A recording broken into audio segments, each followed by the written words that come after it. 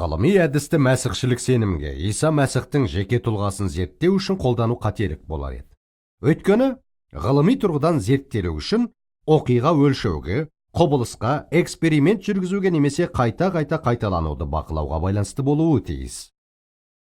Біз оқиғаның қайта-қайта қайталануын және соның нәтижесінде деректер жинап, соның нәтижесінде гипотезаны эмпирикалық дәлелдей алуымыз қажет. Бірақ бұны көптеген адамдардың өмірлеріне не тарихи оқиғаларға қолдана алмаймыз. Коби Брайанттың ұлы баскетболшы болғанын және ұлттық баскетбол ассоциациясының ең құнды ойыншысы жүлдесіне ие болғанын ғылыми тұрғыдан дәлелдеп көріңіз. Дәлелдей алмайсыз.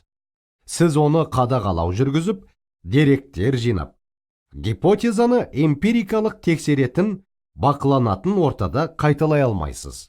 Алайда жұрттың бәрі дерлік Коби Брайанттың ұлы баскетболшы болғанына сенеді. Немесе Барри Бондстың хоумран бойынша жасаған барлық рекордын ғылыми тұрғыдан дәлелдей алмайсыз. Қазірде жұрттың басым көпшілігі бұл күмән тудыратын сұрақ болғанымен, оны ғылыми дәлелдей алмайсың деп сенеді.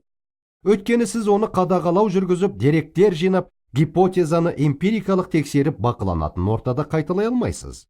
Сіз, менде бейне таспа бар, оны қайта-қайта айналдырып көруге болады деуіңіз мүмкін. Өйткені бұл ғылыми әдіс емес, ал ол тарихи құқықтық әдіс. Немесе Тони Дангидің ұлттық футбол лигасында Индианаполис Колтстың бапкері болғанын дәлелдеп көріңіз. Қазір сіз американдықтардың басым көпшілігі сияқты осыны ғылыми тұрғыдан дәлелдей алмайтынға сенетін шығарсыз.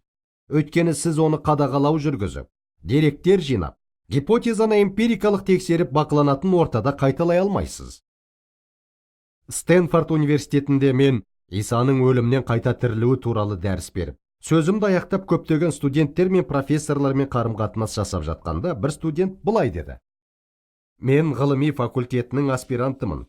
Сол себепті мен қайта тірілуге сенбеймін, өйткені мен ғылыми тұрғыдан дәлелдеуге болмайтын нәрсеге сене алмаймын. Мен былай дедім: бұл таңғаларлық мәлімдеме, сіз аспиранtsыз ба? Сіз тіпті өзіңіздің ғылыми мәлімдемеңізді дәлелдей алмайсыз, өйткені сіз оны қадағалау жүргізіп, деректер жинап, гипотезаны эмпирикалық тексеретін, бақыланатын ортада қайталай алмайсыз. Ал ғылыми тұрғыдан дәлелдеуге болатындар шын мәнінде тарихи түрде шектелген.